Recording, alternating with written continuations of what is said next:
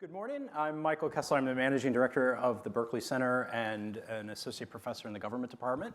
And welcome to our second panel, which is called Forced Migration, What's Religion Got to Do with It? And it's my great pleasure to introduce four colleagues who I know so well, but I want to make sure that you get to know them as well. To my left is Jocelyn Cesari, who is a professor in the Department of Government here and a senior fellow in the Berkley Center. She also is a professor at the University of Birmingham in the UK and is also a professor at Harvard University Divinity School, is a visiting chair. And sometimes we see her coming in between all three of these. And there's more information about her work in the speakers part of the flyer.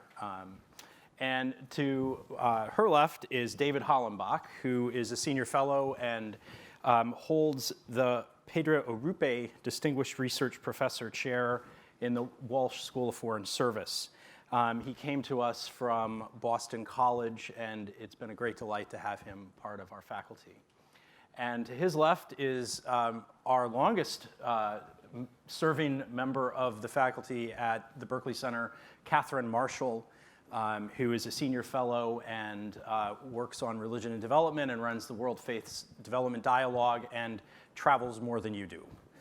And to her left is our colleague, Beth Ferris, who is a professor in the School of Foreign Service and is affiliated with ISOM, the Institute for the Study of International Migration.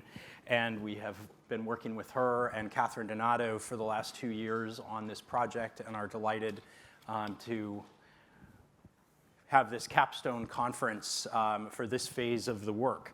Now, just a note of introduction about this panel, which is originally was intended to be the final panel of the day, because in many ways this is the forward-looking panel that asks the question, what next? What other areas of work that we have uncovered need to be done and explored, and we, for scheduling reasons, needed to have it earlier. So if you can just transport yourself to about 3 p.m. this afternoon and imagine this is the final panel, and then you can go back to the other two this afternoon, which are asking some very crucial questions.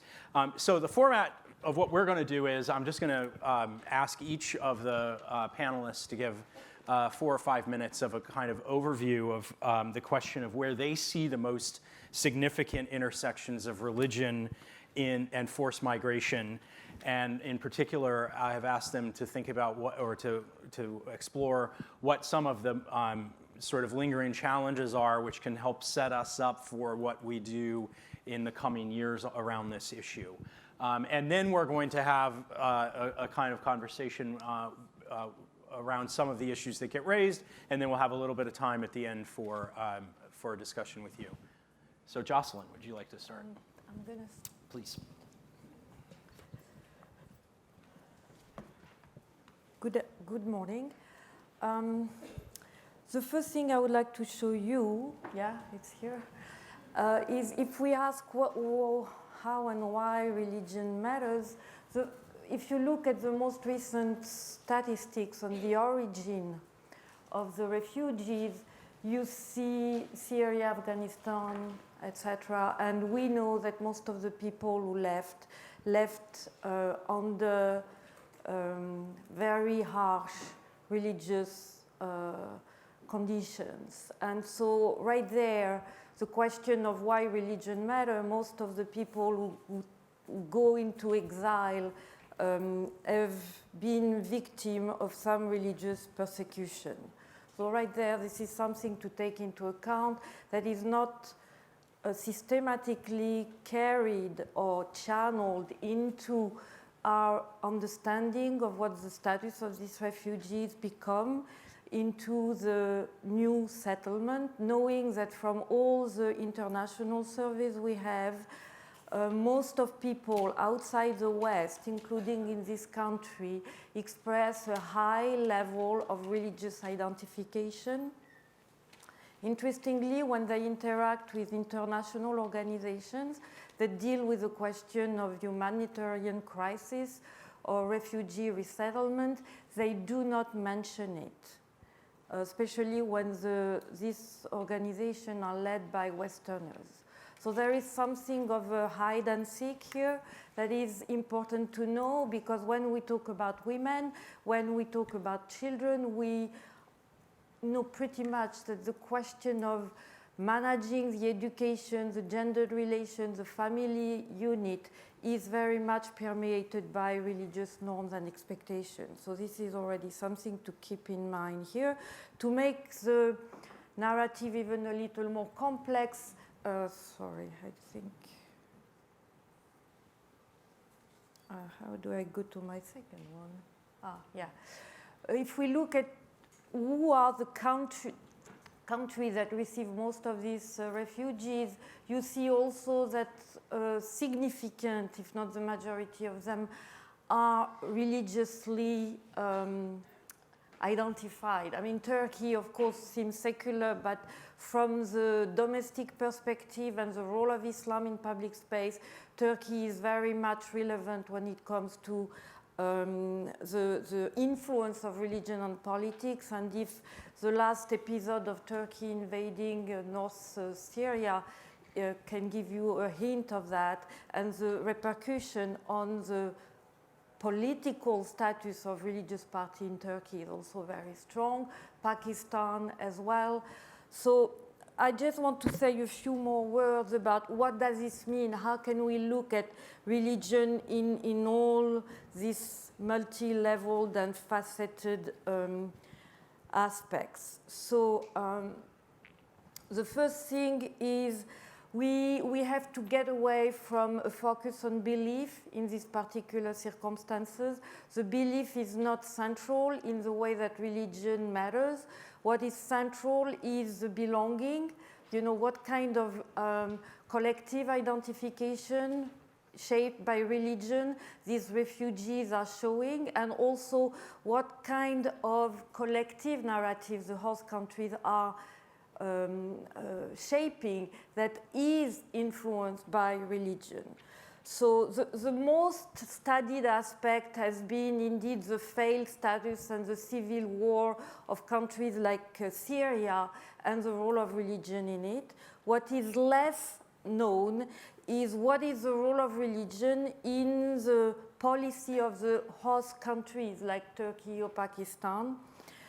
There are interesting things that we need to study a little more. There is clearly a repercussion on the domestic equilibrium of religion in all the countries here. One that is not mentioned here, but is very central to that, is Lebanon. Lebanon has seen an influx of Syrian Sunni refugees in a sectarian democracy where the equilibrium between Sunni, Shia, and Maronites has been central to the stability of the country. So if we want to understand the future of Lebanon and its role in the region, especially in its neighboring with Syria, we're going to have to look at the equilibrium between these different religious communities. And it means that it's not about the belief. People are not fighting about the belief. They are fighting about the political representation of their community, which is a belonging. And that's something we are not doing systematically, knowing also that most of these refugees are not ready to go back, especially in the current situation where it seems that Assad has won the war with the blessing of Russia and Turkey to a certain extent. And so the people who left have no incentive to go back. So this is starting already to weigh heavily on the political distribution or distribution of power between the three different communities. And if you may recall, the Palestinian refugees in the 70s and their influence on Lebanese politics led to the civil war of Lebanon. So we have to be clear here to look at religion. Again, we're not looking into theological debate or doctrine, but that's the dimension of religion that matters here. it has also influence on the regional role of some of these states. Turkey, again, is a case in point. I'm not going to insist on that. But really, the refugee card is in the game of Turkey when it deals with Syria, when it also deals with Europe. And it also has consequences on the status of the AKP domestically. There are recent polls that show that the incursion in Syria has actually increased the popularity of Erdogan across political parties. Another, I think I have 1 minute. Yes, that's good. What we also need to pay attention to, and this is actually the most unknown of it, or not automatically connected to the situation of refugees, is the influence of religious transnational network on the position of refugees in different settlements. In other words, if I look at the discussion on refugees in Europe, especially in Germany, the question has come very strongly about the threat linked to the possible jihadi identification of some of these refugees. And this has been exploited politically. We have now surveys that show that most of the refugees from Syria across the host countries are actually very conservative religiously, but they are not automatically politically radicals. But the problem is that for lots of the host countries, this fundamentalist, this religious fundamentalist is automatically associated with political radicalism, and it incites what I have called in other research a securitization, not only of the refugee situation, because that's what we have seen also in the US. The Muslim ban is directly related to the concern about American security. In Europe, it takes the form of an increased control on all kinds of religious groups, even if they are not legally refugees. And we can talk also about the situation of the refugees in Bangladesh and the discussion today of the Bangladeshi state to increase security and to increase its power of control. So this is directly related to the intersection between religion and refugees. So to wrap up, I think I'm done here. So the takeaway is, how do we look into religion in the way that they shape social and cultural behaviors? In other words, things are happening that are significant for the religious dimension of refugees outside the mosque or the church. And it's something we are not automatically looking into. Second, religion is part of the national identity, not only of the countries where these people come from, but also in the host countries. And there are friction and tension, but sometimes there are also convergences of interest. And religion is also part of regional political bargain. Again, the situation of Turkey now. And we have also to pay attention to the fact that the legislation that we take as or consider as secular, for example in Syria, about marriage, about divorce, is actually very much influenced by religion. So when these people migrate or get into exile into Turkey, they bring with them practices like polygamy that is recognized in Syria, but not in Turkey. And this is changing already the expectation of Turks vis-à-vis family and gender. These are the kind of situation, again, that need a little more monitoring. So this is really opening up lots of different paths, but to try to convince you that indeed religion matters. Thank you. Thank you. I'll just remain seated. I think it's probably the easiest. We'll be getting into dialogue, so we'll proceed in that manner. My comments are in a somewhat different direction from Jocelyn. Her points are all very important, but I would like to try to highlight several ways in which religion matters for the response to the needs of refugees and to those who have already been displaced, not so much how religion may be one of the causes of displacement or one of the political dimensions that create problems in host countries, but how the response to these needs of refugees can be very significantly influenced by religion. Just a couple of statistics that might be useful. If we look at some of the major humanitarian agencies responding to the needs of displaced people, some interesting statistics come to the fore. If you take Oxfam International, for example, in 2017, its annual budget was about $1.2 billion. But if you compare that with World Vision International's budget of $2 billion, World Vision is the biggest faith-based agency operating out of the United States, notably larger than Oxfam. Or if you take Médecins Sans Frontières, Doctors Without Borders, 2 years ago had a budget of $1.1 billion.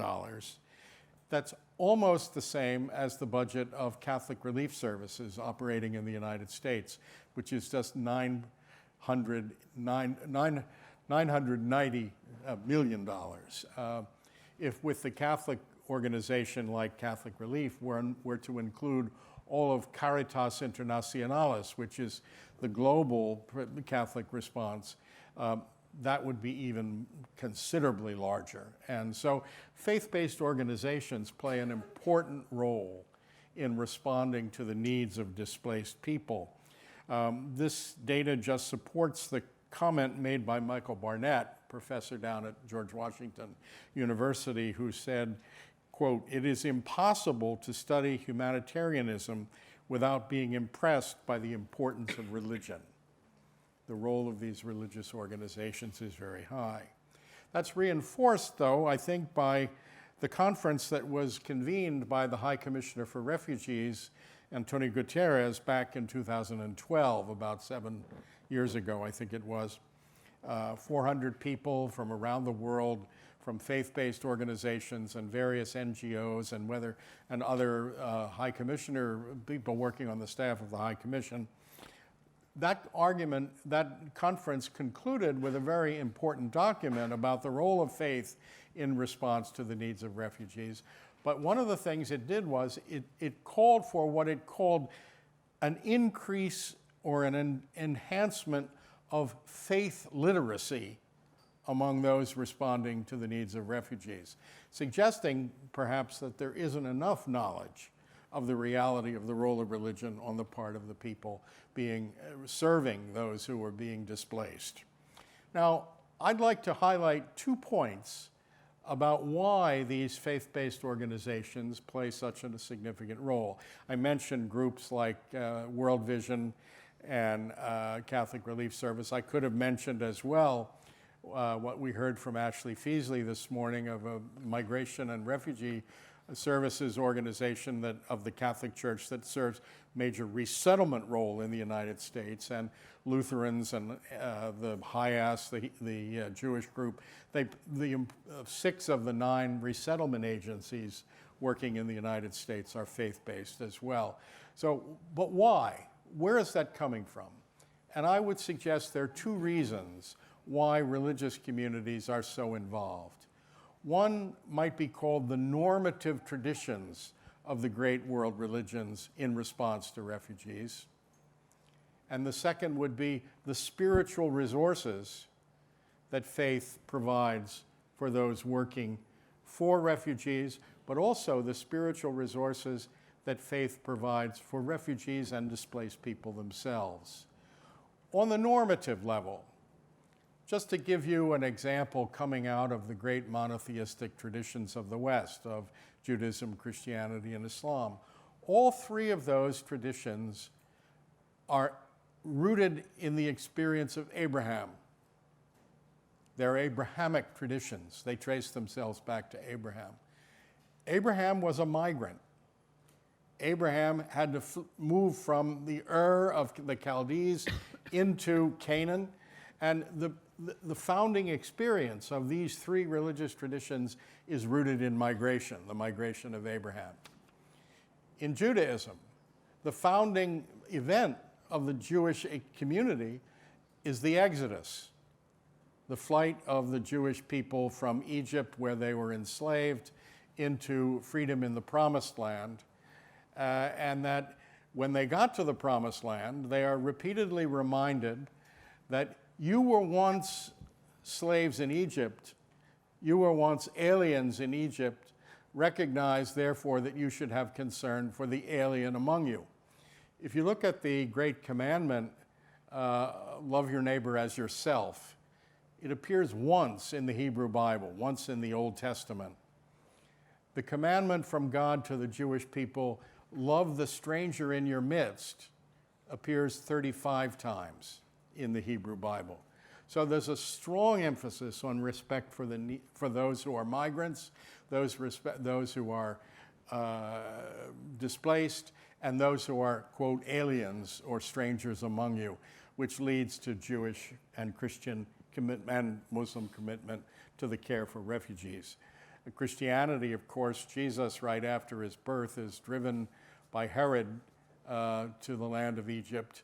And if you were to use because Jesus was seen as somehow a threat to the regime of Herod, so a persecution that led to the slaughter of all the infant males in the area around Bethlehem. This could lead, if you use the international definition of a refugee, of someone who's in flight from persecution across an international border, you could see that Jesus, Mary, and Joseph were officially refugees according to the contemporary legal definition thereof. So this leads to Christianity, as well as Judaism, having a very normative concern for the fate of refugees. And the same could be said about Islam.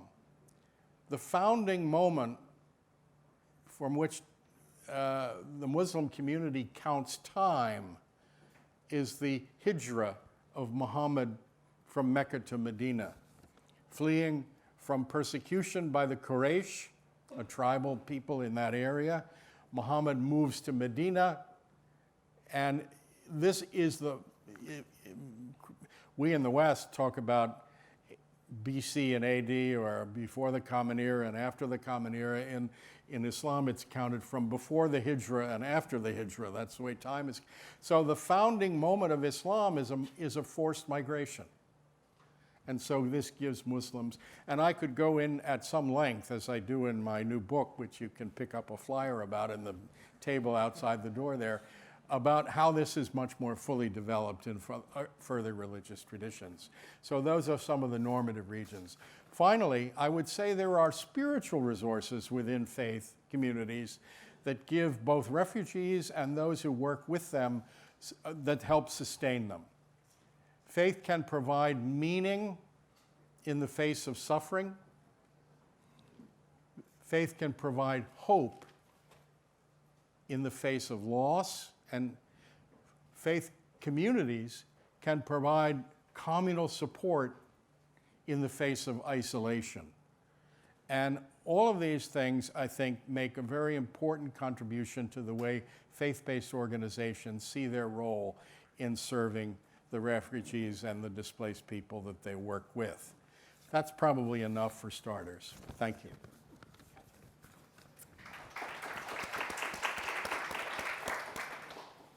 Well, the question we're asking, what's religion got to do with it? I'm going to steal a phrase from my neighbor to the left and say the answer is it's complicated, which is hardly surprising given a figure we're all using, which is problematic itself, which is that some 84% of the world's population has some religious affiliation. So in other words, it's a big, complicated field with many different actors, centuries, if not millennia of history, and all kinds of complications. I think there are at least 8 or 10 disciplines that are involved in efforts to think about the answers to this question. But the bottom line of it is that we think that there is a great need for a much more robust and systematic exploration. So I'm going to look at 5 different areas where we think that there is a need. We've done some work already. We're planning to do more within the Berkley Center. And we invite ideas on how to do this more effectively. I think the first one that we need to recognize is really the negative part of it, which Jocelyn was referring to, which is some of the religiously linked tensions that are driving the refugee crisis. Perhaps the most dramatic of those is the Rohingya issue in Myanmar, where we're seeing a religious nationalism, surprisingly to many people, including myself, a Buddhist religious nationalism, which is very much the reason why there are now well over 1 million people living in camps in Bangladesh, as well as probably an equal number sort of spread around the world of this Muslim community, which sees themselves very much as part of the diverse structure of Myanmar. And there are a number of other situations where you can look at the religious tensions. Now, I want to qualify that almost everyone will also argue that religion has nothing to do with it, which I think Jocelyn has put very nicely, that it's really not about beliefs. It's about identity, and it's about the politics and power issues. But it's clearly complicated. So the negative side, which spills over into a number of other areas, is something I think we need to recognize. But we also need to recognize the efforts that are religiously linked at peace building, which is my second. And there, again, let me go to Myanmar, where the global interfaith organization, Religions for Peace, is deeply involved in efforts to promote dialogue, to address hate speech, and all of these other issues. And just last week, there was a major meeting in Vienna that was sponsored by CAICID, which is a Saudi and Austrian and Spanish organization to look at hate speech and efforts to counter hate speech, which is one of the reasons, one of the causes that's driving people. So that's a second, is sort of the religious peace building.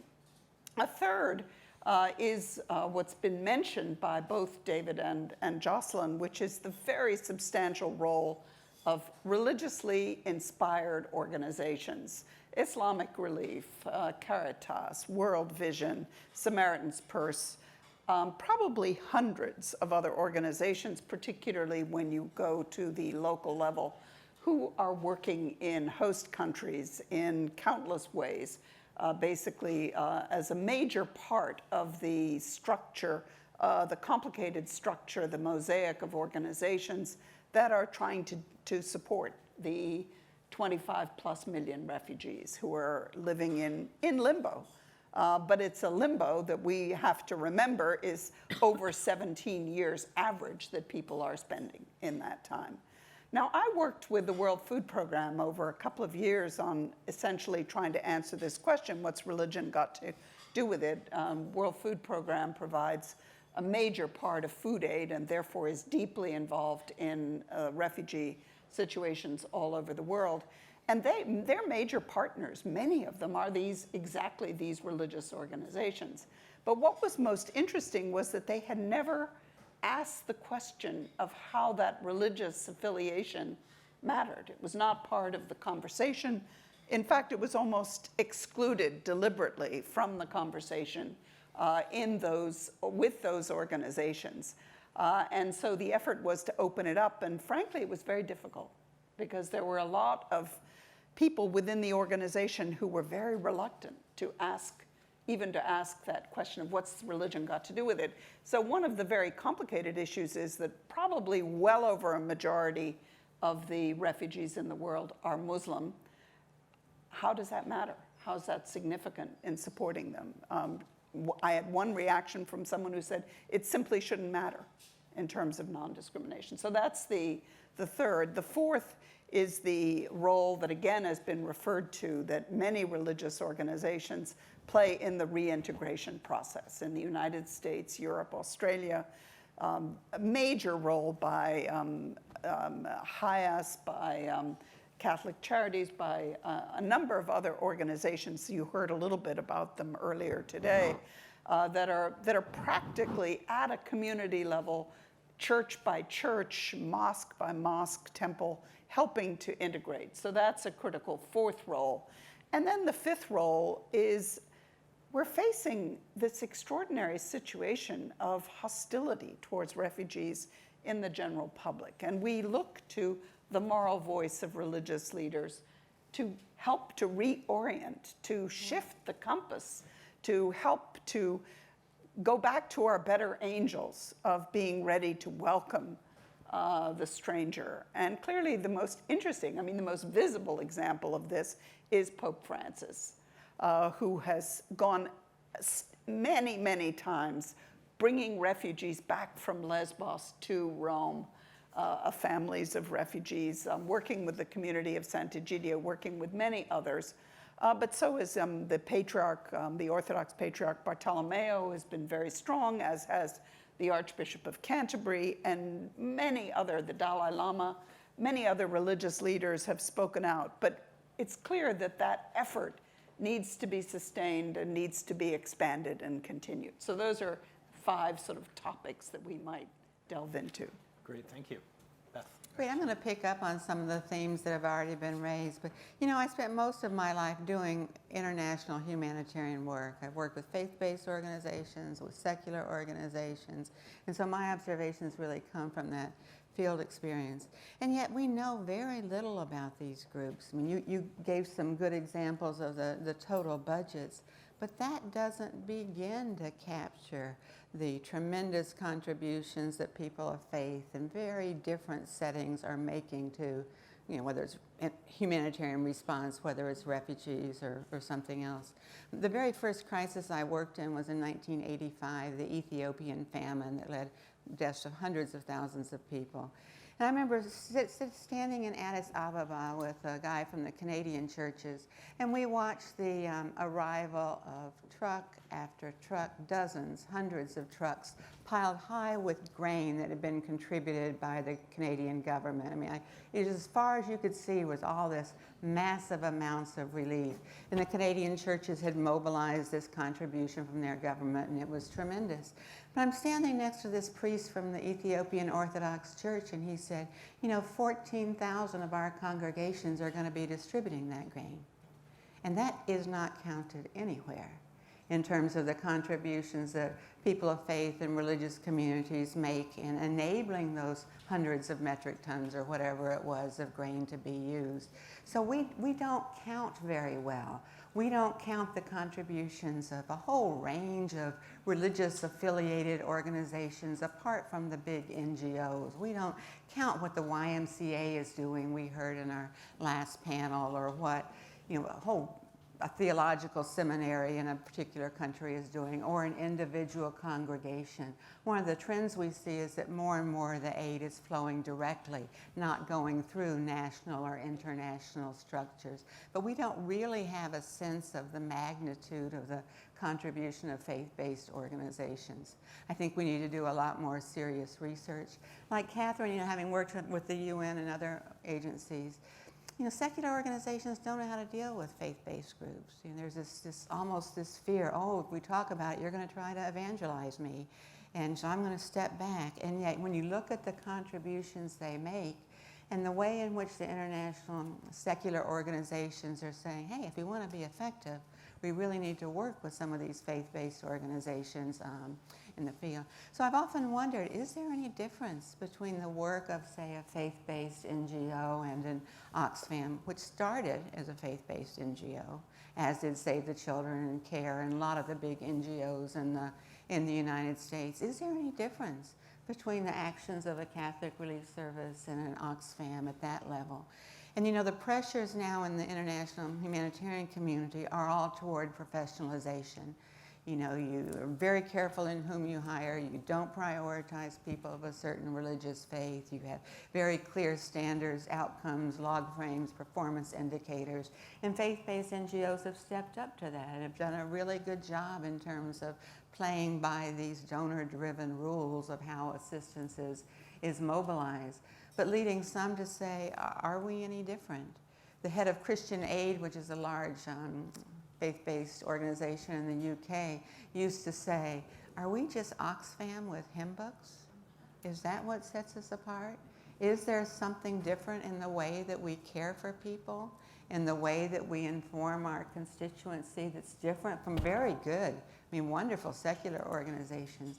I think a lot of faith-based organizations have more in common with faith-based organizations from other religions than they do with their secular counterparts. You know, there's something in, I remember in Pakistan in probably the late 1980s talking to an Islamic organization that said, oh, you work with Church World Service. I know why you're here, but why is Oxfam here? You know, what is their concern with what's happening inside Afghanistan? I mean, there was a kind of a commonality there I certainly didn't expect. Some of the ways I think, from my experience, that faith-based organizations are different, particularly when they're rooted in local religious communities. And here there's a big difference between a Samaritan's Purse and a World Vision that, you know, overtly Christian organizations seeing this as part of their mission of spreading the gospel, and organizations that are linked to religious, particular denominations or churches. So Caritas Internationalis is very different from Samaritan's Purse or World Vision in their concern with the local church, the local reality. But unlike, you know, many secular organizations, these faith communities are there before, during, and after a crisis. Médecins Sans Frontières does a fantastic job of emergency disaster medical care, and that's wonderful. But, you know, their way of operating is we come in, we provide high quality, quick medical care, and then we move on to the next crisis. But when you're working with faith communities, you're building something more sustainable. They will be there in the long term. It is very painful for local communities of faith when these big international faith-based NGOs come in with their millions of dollars and don't pay any attention to them. And after the Haitian earthquake, I was talking with the Federation of 1,800 evangelical Haitian churches who felt completely ignored. They said, you know, World Vision comes in, they say they're a Christian organization, we're here. I mean, we're throughout the country, we know where the need is, we're ready, willing, we want to do something, and we're just completely ignored. You know, and so I think that the big advantage of faith-based organizations is that sustainability, that presence, that, you know, seeing many different ways of mobilizing assistance. Also, money is important.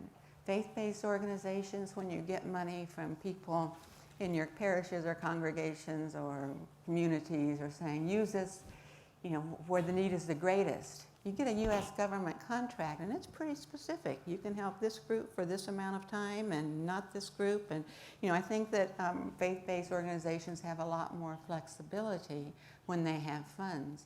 Remember, again, in Argentina in the 1990s, UNHCR would say, well, we can help refugees, but there are people with desperate needs who don't meet our criteria. We'll send them to the churches. You know, really working out a complementary relationship.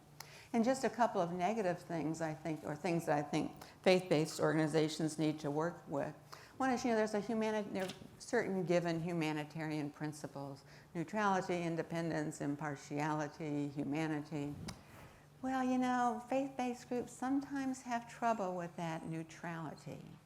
I mean, in the Catholic Church, you have a preferential option for the poor. You work for justice. When you work for justice, you're not neutral. You're not saying we're going to help the perpetrators and the victims. You're saying we choose to, you know, so there's a little tension there with how that plays out in practice. And then, you know, sometimes I think that these faith-based NGOs do a great job of communicating with each other and talking in international circles, but reaching out to the natural strength of faith-based organizations. What's happening at the local level? In the U.S. right now, we have this terrible polarization over refugees, immigrants, and 1,000 other things. But communities of faith are one of the few places in our country where you have people come together from very different perspectives. You know, the potential of that is opportunities for dialogue and searching and figuring things out and talking to Trump people who really believe in the strong border wall and those who don't. I mean, those are opportunities that I think faith-based organizations could do much more. Thanks. Thank you. So there's a lot of unanimity here, but I want to, for the sake of the conversation perhaps impose a tension that I see, a creative tension, which is the distinction between a kind of knowledge gap on the one hand and a set of problems about will formation on the other. And I think this ties in across all of these, all of your insights, but it builds directly off of what Beth was just talking about. Jocelyn, you started with this question about belonging and identity as the main problem. David, you talked about faith literacy as a cluster of issues where it seems on the one hand there's a suggestion among a number of you that we need more knowledge and that knowledge will have some kind of transformative power, versus one could hold a position that we already have a lot of knowledge and the problem is that people are not political will formation, the political will is not there to do these sorts of things, and that's a much harder sort of row to hoe, so to speak. So I'm curious how you see that tension and where you see the work that needs to be done. If I may, I am more on the side of saying we still need knowledge. I think we have an idea of the socio-economic, demographic dimension of refugees, including the political dimension. What we are not systematically aware of is this multi-level influence of religion in it. And I think the role is not to have a knowledge that stands on its own, but to have a knowledge that is fact-driven and that can be channeled into political discussion.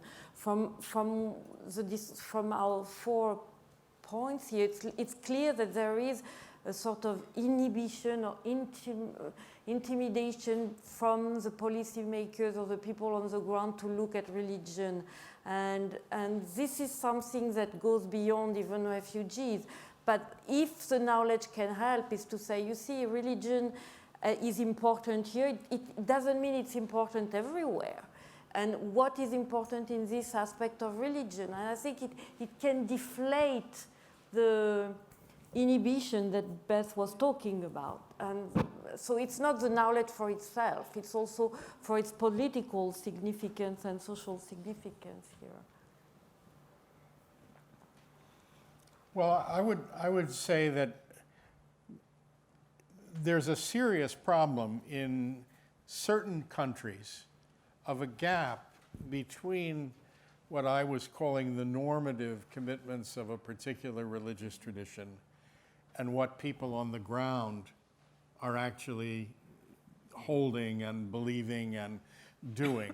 I mean, an extreme example of this might be the current situation in Myanmar, where you have a Buddhist normative tradition, but Buddhist practice is going in a very different direction from what the Buddha ever thought it should.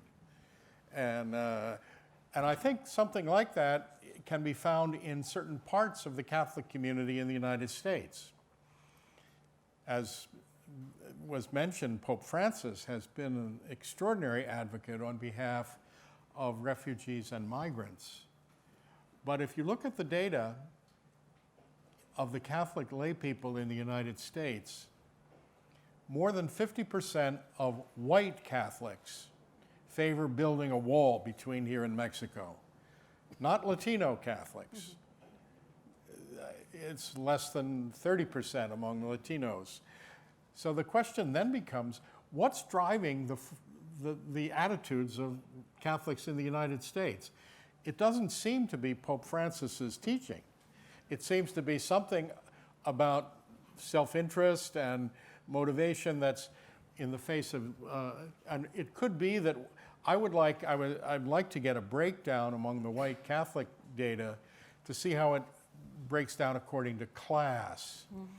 Namely, are well-educated, reasonably well-off, upper-middle-class white Catholics are probably more pro-immigrant than working-class white Catholics are, who are in the Rust Belt, who fear that migrants might come in and take their jobs. And so the breakdown could have a lot to do with class and educational background rather than religion. So that raises a big question, it seems to me, for the Catholic Church in the United States, how to address this. And there are some important steps that can be taken, and I'm all in favor of Pope Francis continuing to beat the drum on behalf of migrants and refugees very loudly, but I think a lot of other things need to be done too, and strategizing about that is something that would be very valuable in this country, just as it would be very valuable with the Buddhists in Myanmar. I mean, the Buddhists played a very important role in the resettlement of refugees in Cambodia, and not driving them from home. They were driven from home by Pol Pot and a secularist organization. But the Buddhists played a very important role in coming to their aid. So a lot depends on how it all works out under the circumstances. And that's where I think we need to think carefully about how to do that more effectively from a religious point of view. I'm spending a lot of my time these days grappling with the question of sort of knowledge and evidence. Because that's what people are constantly saying. We need evidence. So then what do they mean? So clearly we're dealing at different levels. We are dealing with a sort of ingrained tendency to be a little nervous when the word religion comes up. Sort of, why should we care about that? That's not really the problem. And it's certainly not the habit within diplomatic circles and international development, and even humanitarian, even for people who do that. And it is, to me, very problematic, frankly, to try to divide the world, as many do, into people of faith and people not of faith. I mean, it's just not useful, and I think we should just banish that term. But we are still sort of dealing with prejudices and misunderstandings as a first level. But at another level, we're dealing with this host of different organizations which may not have had the habit of sort of examining their impact with quite the rigor that we currently expect. I mean, it's very striking. The Nobel Prize in Economics was just won by 3 people who are sort of famous or infamous, depending on how you look at it, for randomized controlled trials, which is a very, very disciplined way of judging whether something works and doesn't. And there's a ferocious debate going on about where RCTs are relevant and where they're not. But I think that it does highlight that we really need to think about what is this evidence that everyone wants. And it does come down to case studies and stories, but it also comes down to better data. I mean, we have no idea what the religious affiliation is of the 25 million people, because we're not asking that question. So, and why does it matter? Now, the other comment that I would make, I don't agree with Beth. We agree on almost everything. But this idea that there's a faith DNA, that it's somehow that what the Salvation Army does is different from Save the Children.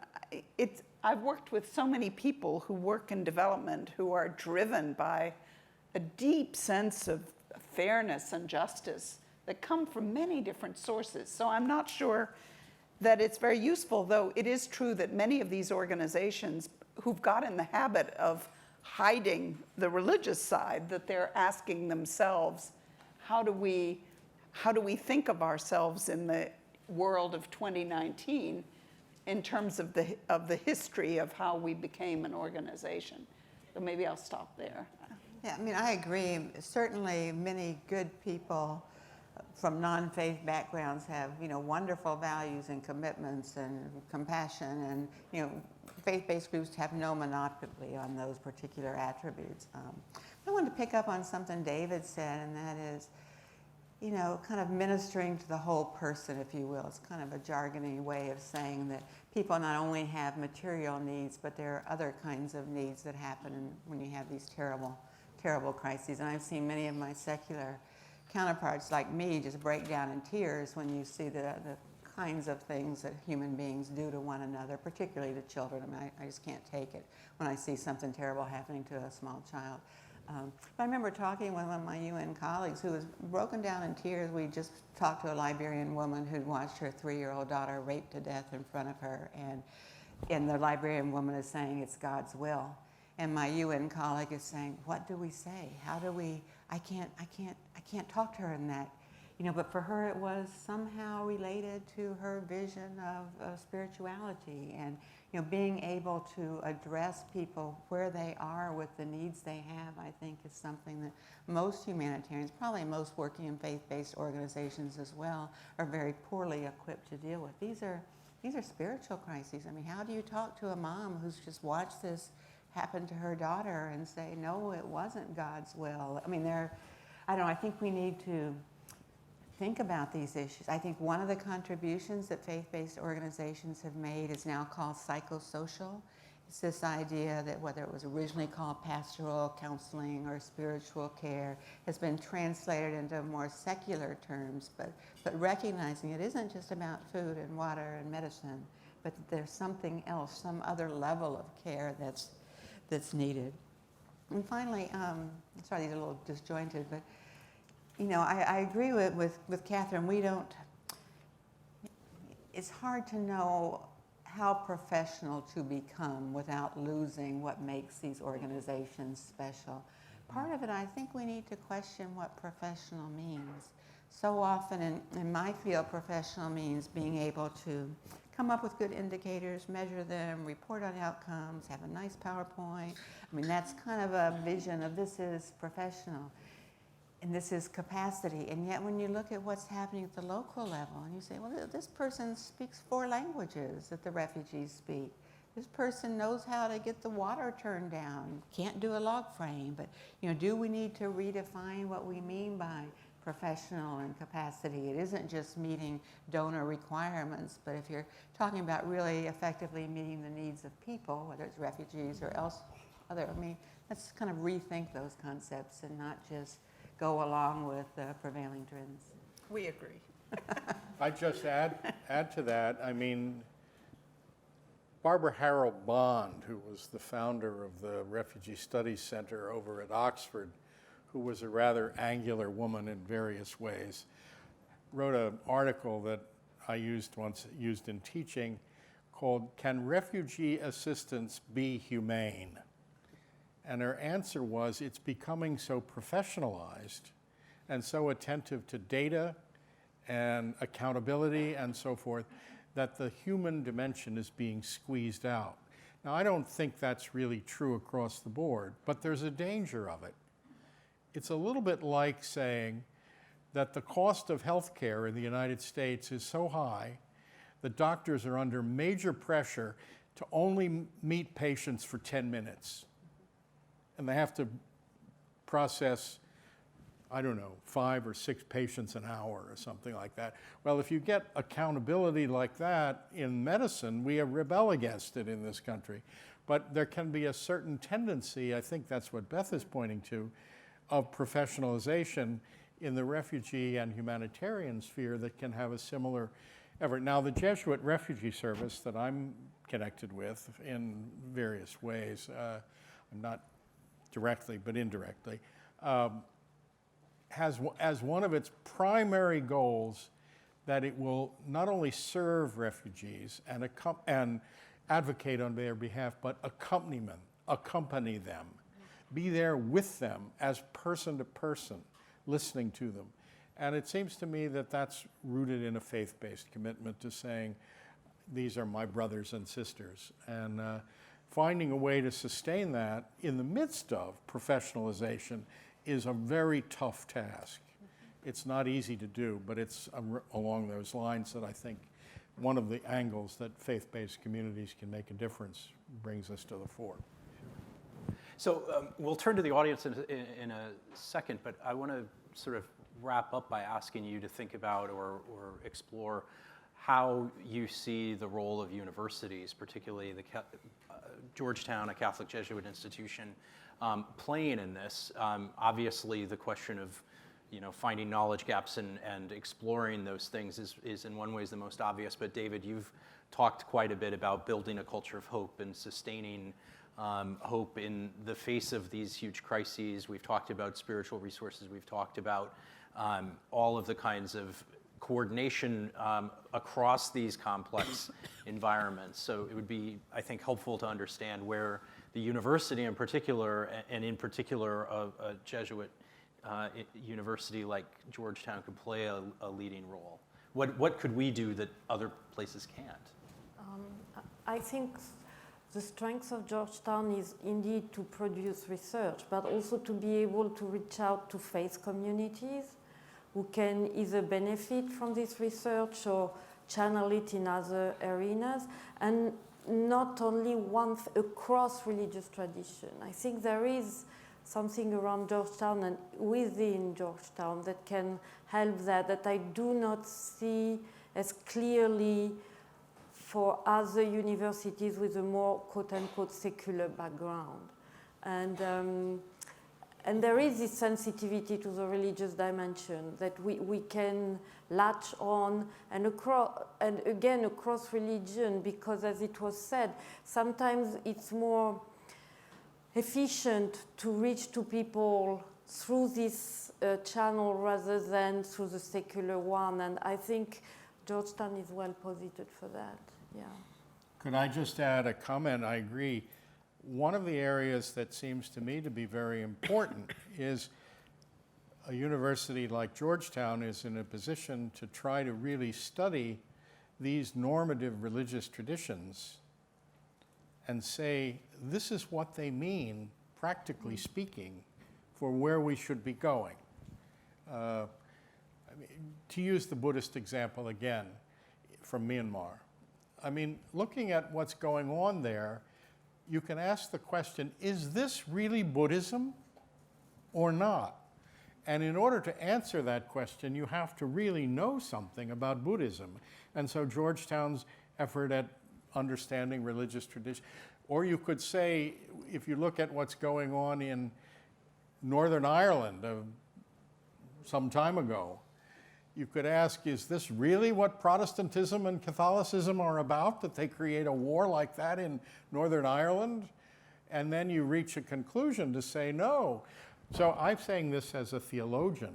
I mean, it seems to me that a place like Georgetown is in a position to talk about what these religious traditions are really all about in a very fundamental way. And that's a theological question, as well as being a sociological and political question. Several of us have mentioned religious literacy, which is, to us, it's really a very big issue. And it's not about Quran 101. It's really about an integrated sense of this very vast world. And I think Georgetown should be on the forefront of pioneering what that actually looks like. And I don't think people should leave the School of Foreign Service or, let's be parochial, the Department of Government, which some of you are affiliated with, or theology, I think, is not a problem. But in any event, they should have had to grapple with some of the issues that we're talking about here. And frankly, they don't. I mean, it's possible to be here in those areas and not have to deal with the complexities that the questions we're raising here today. But I think that should be a fundamental requirement. We can examine them at the end or something vicious like that. But I think we should be a pioneer. And I'd like to see a serious academic initiative to really look at these faith-based NGOs. You know, how many are they? Where are they? Are they any different? What are their perceptions? What's their training? What do they see as their relationship? I mean, I think that would be beneficial not just to those organizations, but to the whole international system to kind of appreciate the diversity that these organizations bring. Great. So I'd like to welcome questions and comments from the audience. There's a microphone, so we can record that, please. Hi, thank you very much. That was really, really enlightening. I want to suggest, I'm a lawyer, and I went to Georgetown Law School, and I want to suggest, I'm always trying to look for ways that you can like coordinate what they're doing. And one of the big ones that this is inviting is looking at nonprofit tax policy, because the rules about not being able to interface with these, you know, in an evangelical way or a proselytizing way with these faith-based organizations is because they're getting federal money and there are restrictions on what they're allowed to do. So I would invite you to liaise with the tax geniuses at the law school and investigate what could be done to modify perhaps the restrictions. And some of these are constitutional restrictions, some of these you can't change, but some of them should be studied and analyzed as to how it's facilitating a lack of scriptural literacy, for example, Because I see a tie-in between tax policy and scriptural illiteracy. So I'm wondering if you've at all thought about that. I think it's a great suggestion that I don't think any of us have thought about. Yeah. Yeah, that's great. Do you want to comment on that? Because you're Yes, working sure. connected Yeah. with the law school. That'd be Yeah. interesting to know what you think about that, Michael. Well, I mean, my own take on this is that the kinds of things generally that are referred to in the restrictions are there for good reasons to limit proselytization so that recipient aid is not tied to conversion or attempts in that way. But I think that Beth's example is actually, and perhaps this is where your question was motivated, Beth's example, I think, is a much more profound and harder question where, right, if you think about this theologically, the encounter between the aid worker and the recipient is one of a profound humanity, of a profound, someone coming alongside to aid and in some cases secure the basic dignity of someone, and to ask people to separate out the motivations they have for this, to ask people to separate out their very human responses to someone saying, this is God's will that my child was just raped, I think is in some ways a bridge too far. So I would say that Beth's example is a powerful test case, if you will, for how tax policy is structured. I will say that in my experiences of understanding, of exploring and understanding the tax implications of foreign aid as it relates to religion, it tends to be that the lawyers are deeply, deeply, deeply conservative, not in the liberal political sense, liberal conservative political sense, but in the sense of let's not go anywhere near it. And to that extent, I think that does cause problems that may not need to be there in some instances. And there are ways, I think, of more creatively building bright line rules that also allow for the flexibility of just basic humanity in the face of suffering. It seems to me that the tendency is to, in certain legal sectors and in certain political sectors, to think you have to choose between proselytization and keeping your mouth shut about religion. Yeah. It seems to me that there are alternatives to that, and that would be a sort of mutually respectful interaction which doesn't try to convert someone, but also says, I understand why you think Allah has something to do with the future you have as a refugee. Or I understand why you think that Jesus Christ on the cross might be relevant to the fact that your child just died. Or, these kinds of, genuine understanding and communication without effort at proselytization is possible, and that's not secular. Right. And If so, If I can add a comment on that, the issues often come down to implementation, which comes back to the religious literacy issue. I know there's a lot of efforts to clarify what the Establishment Clause means in an American setting. And it is true, I know within UNHCR and some of the other UN organizations, they are looking at whether there actually are specific procedures that are somehow prejudicing against certain types of organizations and what might be done to address those. But the implementation is much more often the issue than and misconceptions about what it is. But I also think that, for example, we've been surprised in the research that we've done in many different parts of the world is the acute sensitivity of this proselytism issue, which I think is another area that we need to understand much better. In other words, not what are people doing, but why is this seen as perhaps the number one or number two issue linked to religion, and helping to get through the mists of that misunderstanding.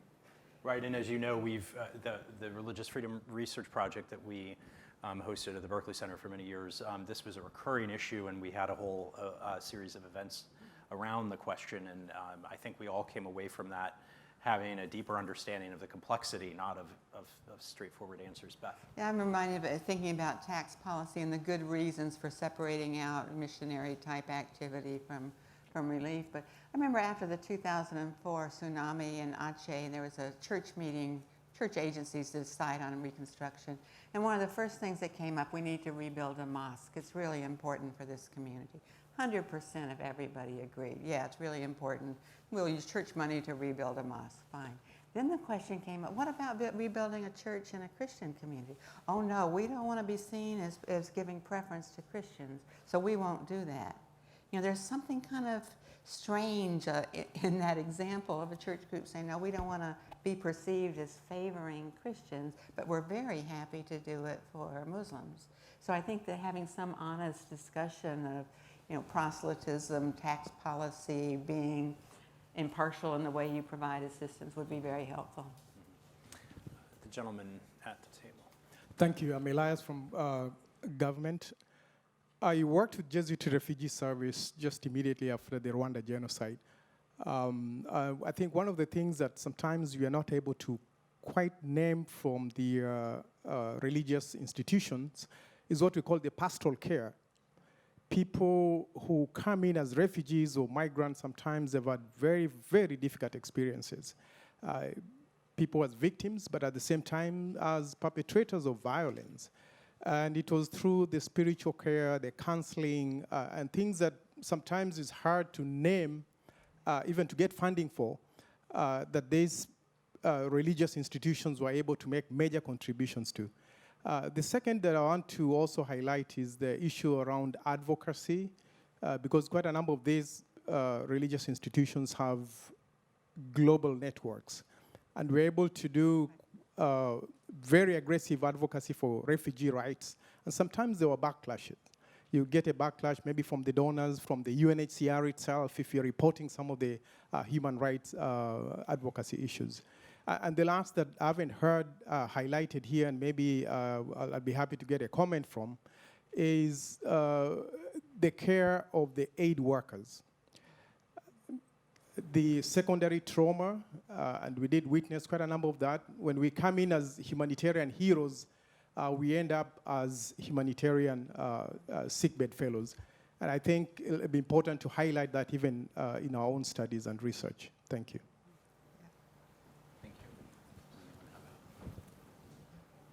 Totally agree with the whole care for the caregivers, regardless of religion. What you see is need for some kind of psychosocial, spiritual care.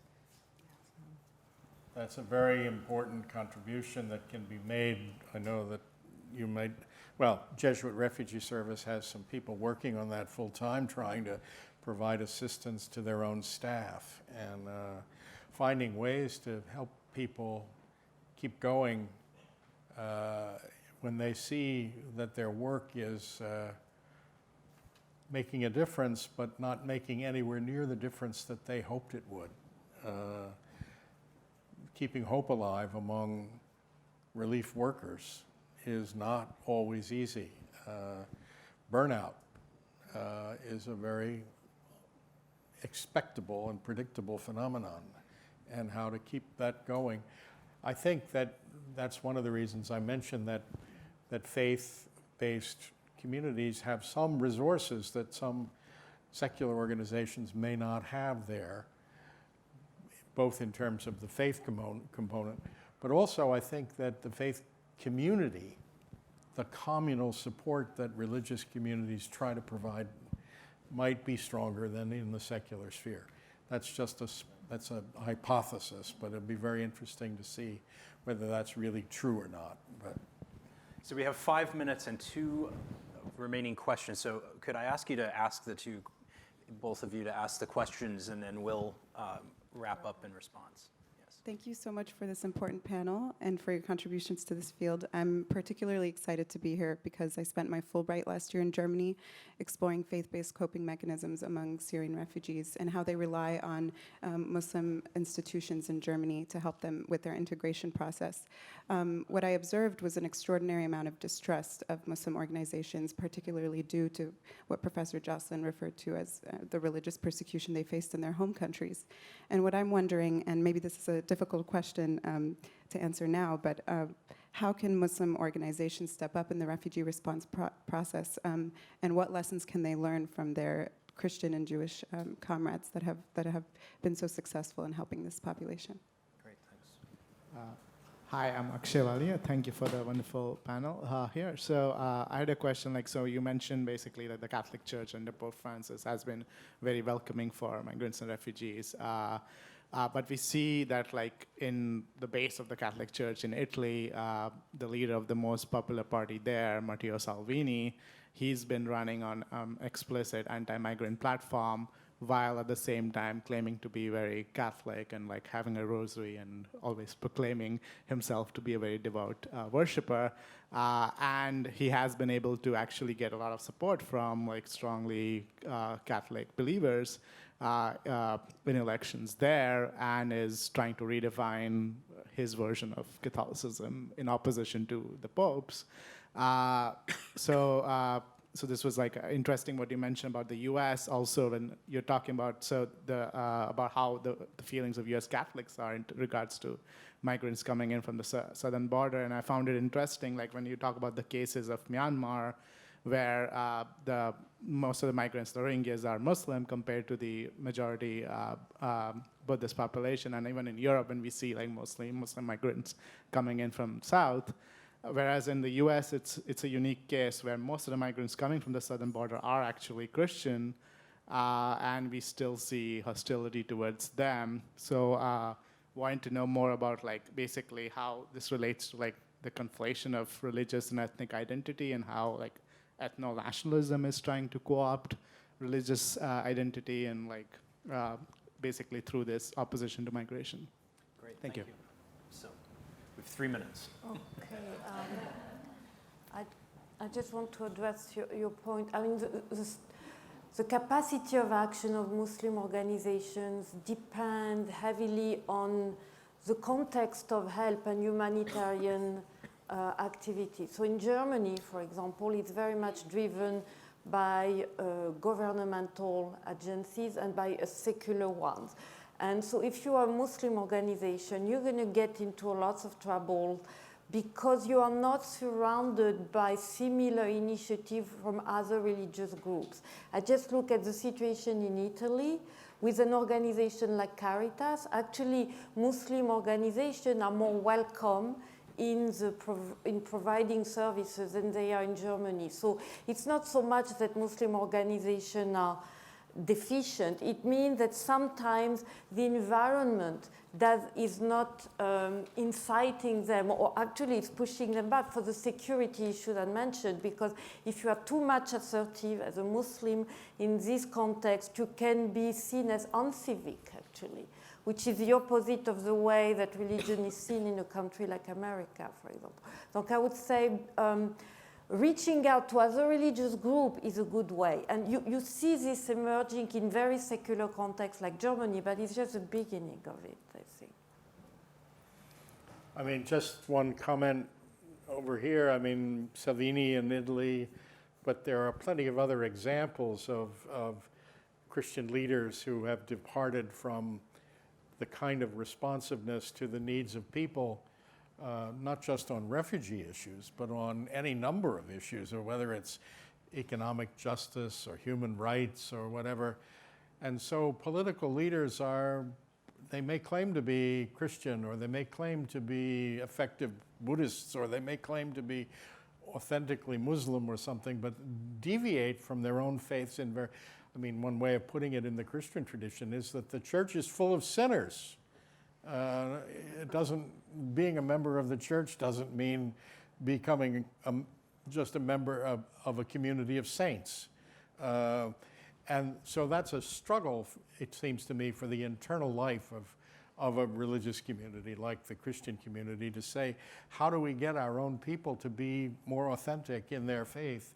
And that's a big challenge for the churches to find ways to deal with their own members in a way that leads them to become more committed to the deep values that the tradition holds out. The traditions are not unambiguous. There are internal ways that people can pull a text out of the Bible to justify excluding people across the border. But I think a good theologian would tell you that's a misuse of the text, and I'd like to try to show you why it's not right, and that's part of the educational process. Any last thoughts? Two quick last thoughts. The first that we haven't, I don't think, highlighted here.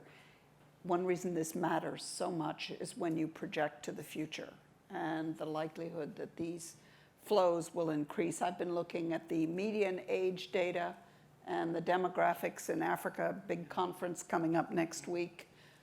Climate change, what's going to happen to Bangladesh.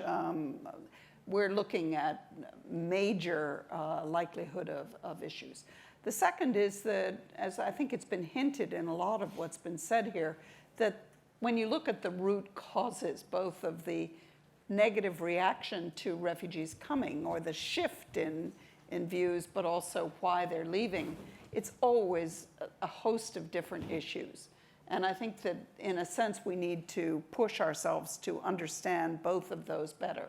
Why did Germany shift from being remarkably welcoming and open, even a new word in the German language of welcoming culture, to political rise of hostility, and the same with the United States? So we need to understand, and the perception that corruption and weak political leaders are the problem. We need to deal with that.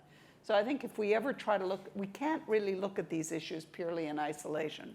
They're part of the much broader climate, the difficult climate within which we're living.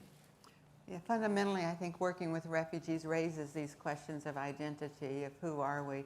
And there, I think the number one priority here and in Europe has to be confronting Islamophobia. I mean, a lot of the negative reaction isn't about the economic pressure, it's just a fear of losing our identity and a fear of too many Muslims changing who we are. Right.